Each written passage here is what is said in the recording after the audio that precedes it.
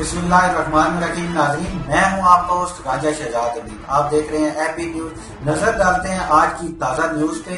तो नाज़रीन, जैसा कि सर्दी की शिद्दत ने पूरे मुल्क को अपनी लपेट में लिया हुआ है, उसी तरह चकवाल में भी शदीद सर्दी की लहर दौड़ी हुई है और स्मॉग और फोग की वजह से निज़ाम जिंदगी मुअत्तल होकर रह गया हुआ है। और वहीं पे वहाँ पे हमारे नुमाइंदे मौजूद हैं, राजा नुमान। हम उनसे तफसीलात जानते हैं। वहाँ पे कुछ स्कूल और कॉलेज हुकूमती अहकाम के बावजूद ओपन है। वो क्यों ओपन है जानते हैं अपने नुमाइंदे राजा नुमान से, जो कि वहाँ पे मौजूद हैं और हमें अपडेट कर रहे हैं। जी राजा नुमान, हमें बताइएगा कि वहाँ चकवाल की क्या तफसीलात है।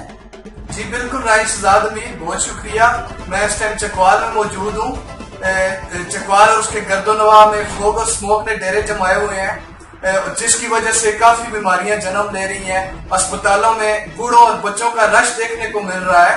और जैसा कि हुकूमती अहकाम के मुताबिक स्कूल और कॉलेज को बंद किया गया है फोग और स्मोक की वजह से, उसी लिहाज से चकवाल और मुलियाल मुगला, खानपुर और डुडियाल के एरियाज में कुछ स्कूल ऐसे हैं जिनको फोग और स्मोक के बावजूद भी बच्चों को और टीचर्स को स्कूल में बुलाया जा रहा है और इस पर इंतजामिया का कोई नोटिस नहीं है।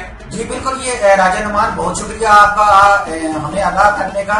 जी नाज़रीन, बिल्कुल ये इंतजामिया को चाहिए कि ये इस तरह के वाकयात की रोकथाम के लिए, जैसा कि राजा नुमान हमें बता रहे थे कि वहाँ अस्पतालों में मरीजों का रश लगा हुआ है, बच्चे बूढ़े इस सर्दी से बीमार हो रहे हैं। वहीं पे छुट्टियों के बावजूद स्कूल को क्यों ओपन किया जा रहा है, क्यों हुकूमती अहकाम की धज्जियां उड़ाई जा रही हैं, इस पे हुकूमती अहकाम पे अमल क्यों नहीं किया जा रहा, क्यों नहीं करवाया जा रहा, ये एक लम्हे फिक्रिया है।